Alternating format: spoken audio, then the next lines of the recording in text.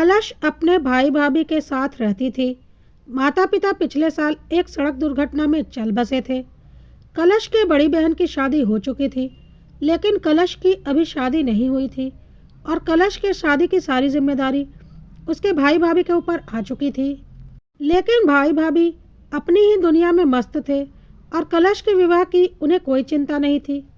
इसी बीच कलश की बड़ी बहन ने अपना घर खरीदा, जिसमें उसे कुछ पैसे कम पड़ रहे थे।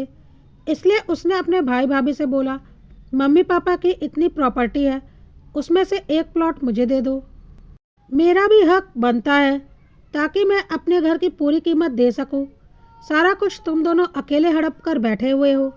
भाई भाभी नहीं चाहते थे कि बहन को कुछ देना पड़े, लेकिन कलश की दीदी बिल्कुल अड़ गई थी कि मुझे तो पैसे चाहिए, नहीं तो मैं कोर्ट केस करूंगी और अपना पूरा हिस्सा लेकर रहूंगी। कलश के भाई भाभी को लगा कि अगर बड़ी बहन ने कोर्ट केस कर दिया तो ज़्यादा ही संपत्ति बहन को देनी पड़ेगी। इसलिए उन्होंने चुपचाप से एक प्लॉट अपनी बड़ी बहन के नाम कर दिया। लेकिन यह सब कुछ होने के बाद कलश के भाई भाभी के दिमाग में यह बात घर कर गई कि अगर कलश की शादी की तो शादी में भी पैसे खर्च होंगे और क्या पता वह भी बड़ी दीदी की तरह कल को अपना हिस्सा मांगने आ जाए, फिर हमारे पास क्या बचेगा। हालांकि कलश के माँ बाप बहुत अच्छी खासी संपत्ति छोड़कर गए थे, लेकिन कलश के भाई भाभी के मन में बेईमानी आ चुकी थी और वह सारे पैसे खुद के लिए बचाना चाहते थे। कलश की बड़ी दीदी भी एक प्लॉट लेकर अपना घर खरीद चुकी थी और फिर उन्हें भी कलश की कोई फिक्र नहीं थी। एक दो बार उन्होंने अपने भाई भाभी से कलश की शादी के लिए कहा तो भाई भाभी ने साफ कह दिया, तुम भी तो बड़ी बहन हो, तुम्हारी भी तो जिम्मेदारी बनती है कलश की शादी करने की। और फिर बहन ने चुपचाप से किनारा कर लिया, क्योंकि वह मायके से संपत्ति लेना जानती थी, जिम्मेदारियां निभाना नहीं। बिना किसी गलती के कलश सजा भुगत रही थी और उसे समझ में आ चुका था कि अब उसकी शादी कभी नहीं होने वाली।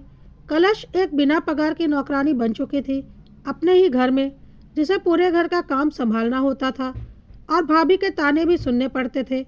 लेकिन कलश क्योंकि बहुत ही सीधी सादी थी, इसलिए सब कुछ चुपचाप बर्दाश्त कर रही थी। धीरे धीरे इस बात को करीब 12 साल गुजर चुके थे और कलश की उम्र अब करीब 35 साल हो चुकी थी, लेकिन उसका विवाह नहीं हुआ था। कलश की एक भतीजी थी संजोग, जिसकी उम्र 24 साल थी और अब कलश के भाई भाभी अपनी बेटी संजोग के लिए रिश्ता खोजने लगे थे, क्योंकि आखिर संजोग उनकी अपनी बेटी थी तो वक्त पर उसकी शादी तो करनी ही थी। संजोग के लिए कलश के भाई भाभी एक से बढ़कर एक रिश्ते देख रहे थे। संजोग बचपन से ही बुआ कलश के साथ रही थी और बहुत ही बदतमीज हो गई थी।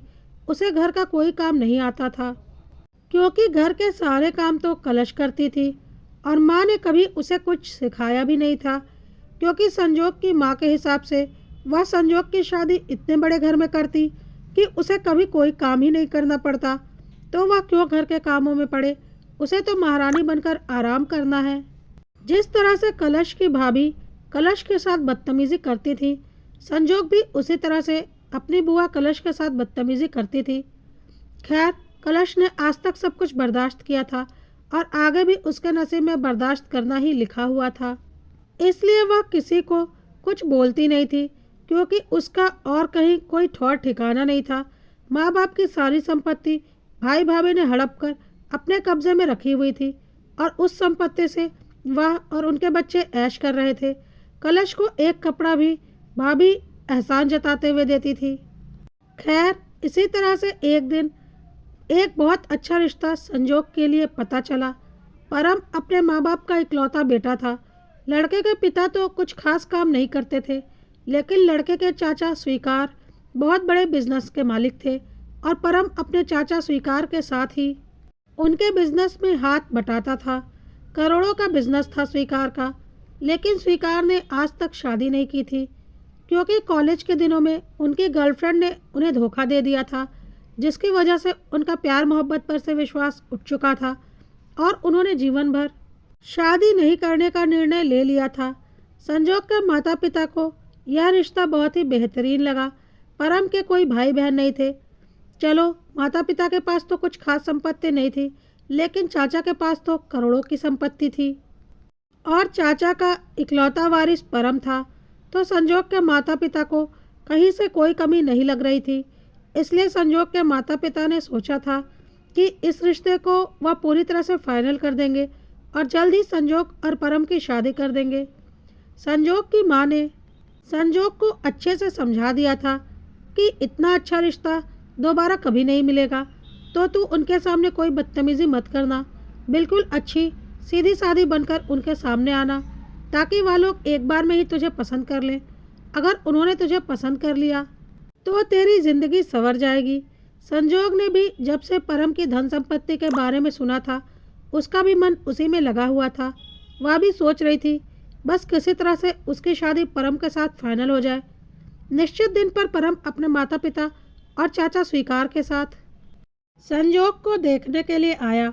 संजोग काफ़ी खूबसूरत लग रही थी और परम के घर वालों ने संजोग को पसंद कर लिया। साथ ही उन्होंने कहा कि घर पर ही एक दूसरे को अंगूठी पहनाकर छोटी सी सगाई की रस्म कर लेते हैं, ताकि शादी पूरी तरह से पक्की हो जाए।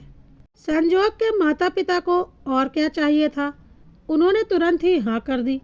लड़के वाले अपने साथ अंगूठी लेकर आए थे, क्योंकि उन्होंने सोच रखा था कि अगर लड़की उन्हें पसंद आ गई तो वह सगाई कर लेंगे।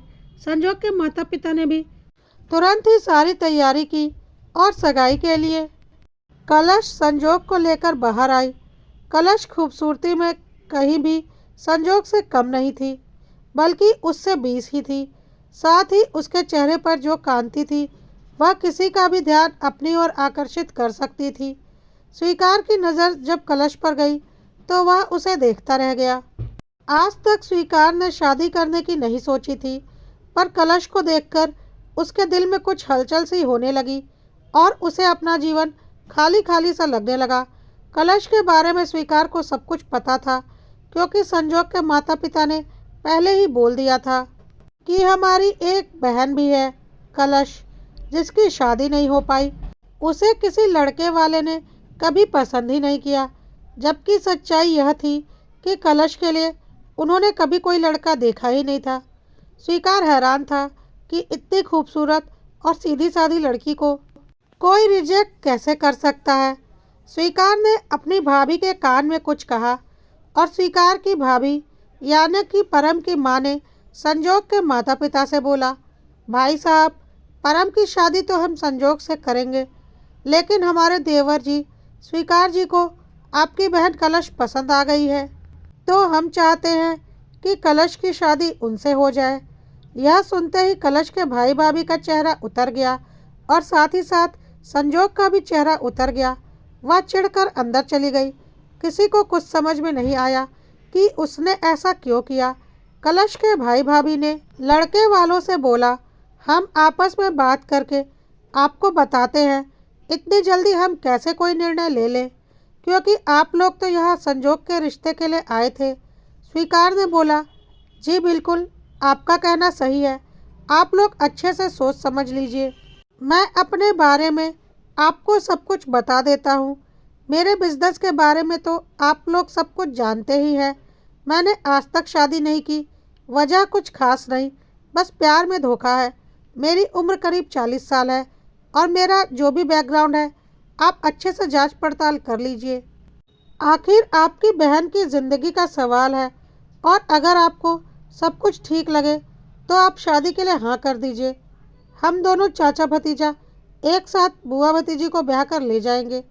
कहकर स्वीकार और उसके परिवार ने हाथ जोड़कर वहाँ से विदा ली। इधर संजोग ने घर में अच्छा खासा तमाशा कर दिया था। उसका कहना था कि कलश की इतनी औकात नहीं है कि जिस घर में वह बहू बनकर जा रही है उस घर में कलश भी बहू बनकर चली जाए, बल्कि उसकी सास बन जाए। संजोग ने अपने माँ बाप से साफ कह दिया कि कलश की शादी किसी भी कीमत पर स्वीकार के साथ नहीं होनी चाहिए। इधर कलश के भाई भाभी भी चिंतित थे कि अगर कलश की शादी करवा दी तो उसे भी शादी में काफ़ी कुछ देना पड़ेगा। ऊपर से घर से एक मुफ्त की नौकरानी चली जाएगी और साथ ही साथ उस घर में उनके बेटी की सास बनकर कलश पहुंच जाएगी। कलश की भाभी किसी भी तरह से यह रिश्ता नहीं होने देना चाहती थी। इसलिए उन लोगों ने स्वीकार को कलश के रिश्ते के लिए मना कर दिया और बोल दिया कि कलश इस शादी के लिए तैयार नहीं है। बल्कि कलश के मुंह से ही कहलवा दिया कि वह शादी नहीं करना चाहती। लेकिन स्वीकार का दिल कलश पर आ चुका था और उसे कहीं ना कहीं ऐसा लग रहा था कि उस घर में कलश की कोई मर्जी नहीं चलती, बल्कि उसे एक गुलाम बनाकर रखा गया है। इसलिए स्वीकार ने साफ शब्दों में कह दिया कि अगर कलश और मेरी शादी नहीं होगी तो परम और संजोग की शादी भी नहीं होगी। परम अपने चाचा की सारी बात मानता था, क्योंकि सारा कुछ चाचा का ही था। सारी संपत्ति, घर, कारोबार सब कुछ चाचा का ही था। परम की सारी पढ़ाई लिखाई, सारी जिम्मेदारियां आज तक चाचा ने ही निभाई थी और वह अपने चाचा की बहुत इज्जत करता था। परम के पिता ने कभी कुछ नहीं किया था। परम के माता पिता भी अपने भाई की सारी बात मानते थे और अपने भाई से बहुत प्यार भी करते थे। आखिर इतने दिनों के बाद उनका भाई शादी के लिए तैयार हुआ था। उन्हें कोई ऐतराज़ नहीं था, इसलिए उन्होंने भी बोल दिया, सही बात है स्वीकार, इतने दिनों के बाद तुमने शादी के लिए हाँ कही है। तो वो लोग बिना किसी वजह के रिश्ते के लिए मना कर रहे हैं। उनकी कलश यहाँ राज करेगी, ऐसा लड़का उन्हें कहाँ मिलेगा। और ऐसा भी नहीं है कि तुम्हारी उम्र कलश के मुकाबले ज़्यादा है। तुम लोगों का रिश्ता तो बहुत अच्छा लगेगा। अगर वह लोग कलश और तुम्हारी शादी के लिए नहीं मानते तो हम परम के लिए भी कोई और लड़की देख लेंगे।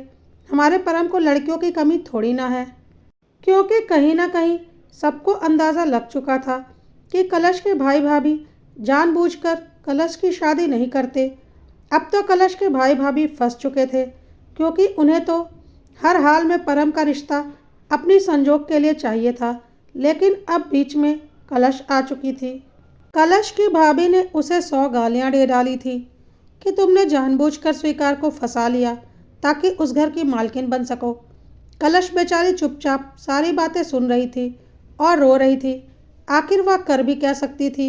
माता पिता के गुजरने के बाद से उसने आंसुओं के साथ ही तो जिंदगी बिताई थी। खैर, अब कलश के भाई भाभी के पास कोई रास्ता नहीं था, इसलिए उन्होंने संजोग को समझाया, देख बेटा, करोड़ों की संपत्ति है और उसका इकलौता वारिस परम है। क्या होगा अगर कलश की शादी स्वीकार से हो जाती है। इतने बड़े घर से दोबारा रिश्ता आना मुश्किल है। तुझे थोड़ा एडजस्ट करना पड़ेगा। और अच्छा ही तो है, कलश तेरे साथ उस घर में चली जाएगी तो तेरे लिए और आसानी ही हो जाएगी। जैसे यहाँ वह सारे काम संभालती है, वहाँ भी वह सारे काम संभाल लेगी। तुझे तो कुछ करना ही नहीं पड़ेगा। जैसे तू यहाँ पर आराम से रहती है, वैसे ही वहाँ पर भी आराम से रहेगी। तेरे लिए तो अच्छा ही है। बस तू इस शादी के लिए हाँ कह दे, क्योंकि जब तक कलश और स्वीकार की शादी फाइनल नहीं होगी, तेरी और परम की शादी भी फाइनल नहीं होने वाली। संजोग के पास भी अब कोई रास्ता नहीं बचा था, क्योंकि यह सच था कि कलश उसके और परम के बीच में आ चुकी थी और मजबूरीवश संजोग के माता पिता को कलश और स्वीकार के रिश्ते को मानना पड़ रहा था। और कुछ ही दिनों में कलश और संजोग दोनों की डोली विदा हो गई। स्वीकार और परम के साथ कलश और संजोग दोनों अपने ससुराल पहुंच चुकी थीं। दोस्तों, यह कहानी अभी यहीं तक। जल्द ही इसका अगला भाग आएगा। अगर कहानी पसंद आ रही हो तो लाइक करना ना भूलें।